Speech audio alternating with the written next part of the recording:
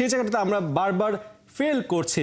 একই সাথে যদি বলতে হয় যে বিপিএল ক্রিকেট দিয়ে কিন্তু একটা নতুন ধরনের বার্তা দেবার কথা ছিল পুরো বিশ্বকে নতুন বাংলাদেশ সম্পর্কে, সেটা তো আসলে এবার নানানভাবে কিন্তু হোঁচট খেলো। একটা পালা বদলের মধ্যে দিয়ে বিসিবি সভাপতি পদে ফারুক আহমেদ এসেছেন, নাজমুল আবেদিন ফাহিম এসেছেন, আগামীতে আবার নির্বাচন হবে।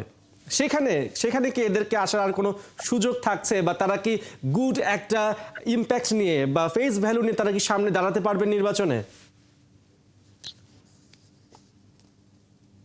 ডেফিনেটলি এটা একটা বড় ব্যাপার তো হবেই। দেখুন, যেটা বারবার বলছিলাম যে বিপিএলটা কোন রকমে তারা করার চেষ্টা করছেন, ডেফিনেটলি তাদের অনেক সীমাবদ্ধতা ছিল, সেটা নিয়ে আমি মানে সেখানে কোনো সংশয় নেই। দেশের গত 4-5 মাসের যে অবস্থা ছিল, ব্যবসায়িক যে অবস্থা এখন চলছে সারা দেশে, এটা সত্যি যে একটা অস্থিরতা চলছে। এবং ফারুক ভাই বিসিবি সভাপতি বারবার বলছেন যে আসলে এইসব কারণেই তারা একটু ছাড় দিয়েছেন।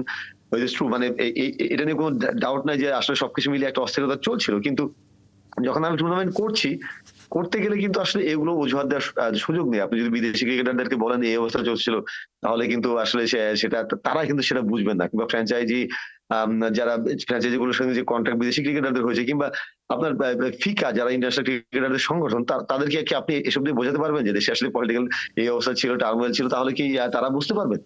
তো ফারুক ভাইদের এই ব্যাপারগুলো মাথায় রাখা উচিত ছিল। তারা যে সফলতার কথা বলছেন, বিপিএল এবার প্রচুর রান হচ্ছে, খেলা হচ্ছে, উইকেট খুব ভালো, খুবই ভালো। এগুলো কিন্তু দেশের ক্রিকেটার যারা আছেন, দেশের আমরা যারা আছি তারা বুঝতে পারছি। বিদেশি ক্রিকেটারদের কাছে কিন্তু এসবের কোনো মূল্য নেই, তাই না? এবং যে ভাবমূর্তির কথা বলা হচ্ছে যে টুর্নামেন্ট শুরুতে ফ্র্যাঞ্চাইজির পক্ষ থেকে বা ক্যাপ্টেন তিনি বললেন যে ভাবমূর্তি কোনো যাতে না হয়, বিদেশে যাতে নিউজ না হয়। কিন্তু তারাই যখন বয়কট করলেন, সেটা তো ওয়ার্ল্ড ওয়াইড একটা বার্তা গেছে। এখন কোনোভাবে যদি সেটা ম্যাচ বয়কট পর্যন্ত করাতো, তাহলে তো একটা বিরাট ব্যাপার হতো।